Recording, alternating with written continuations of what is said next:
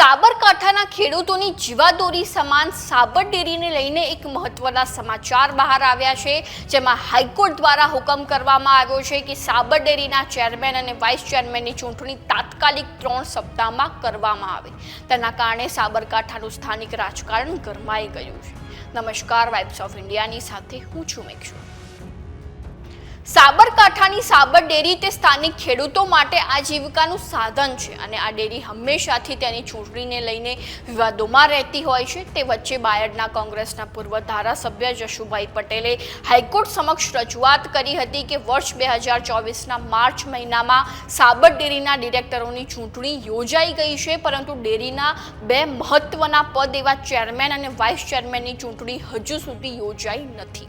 તે વચ્ચે જશુભાઈ પટેલે હાઈકોર્ટને જણાવ્યું હતું કે આ ચૂંટણી અંગે મેં વારંવાર સાબરકાંઠાના કલેક્ટરને રજૂઆત કરી હતી, પરંતુ કોઈના કોઈ કારણસર આ ચૂંટણીને મોકૂફ જ રાખવામાં આવી રહી છે. તેના કારણે ડેરીના હજારો પશુપાલકો અને ડેરીના સભ્યો પર માઠી અસર પડી રહી છે. અને વધુમાં જશુભાઈએ જણાવ્યું હતું કે સ્થાનિક કલેક્ટરની ઉદાસીનતાને કારણે જ આ ચૂંટણી અટવાઈ ગઈ છે અને હાઈકોર્ટને અરજદારની આ તમામ દલીલો સાચી લાગતા તેમણે હુકમ કર્યો કે ડેરીના ચેરમેન અને વાઇસ ચેરમેનની ચૂંટણી તાત્કાલિક 3 સપ્તાહમાં યોજાઈ જવી જોઈએ.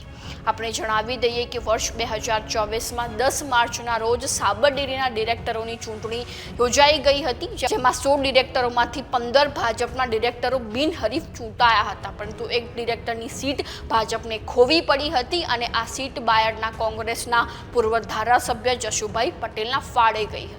અને તેના કારણે સાબરકાંઠામાં તે સમયે રાજકારણ ખૂબ જ ગરમાઈ ગયું હતું અને તે સમયે ડિરેક્ટરોની ચૂંટણીની સાથે ચેરમેન અને વાઇસ ચેરમેનની ચૂંટણી પણ યોજાવાની હતી, પરંતુ તેને મોકૂફ રાખતા તેની ચર્ચાઓ હાલમાં પણ ઉગ્ર બની રહી છે કે સાબરકાંઠાના ભવિષ્યના ચેરમેન અને વાઇસ ચેરમેન કોણ હશે. તો આવી જ નવી માહિતીને જાણવા માટે ફોલો કરતા રહો.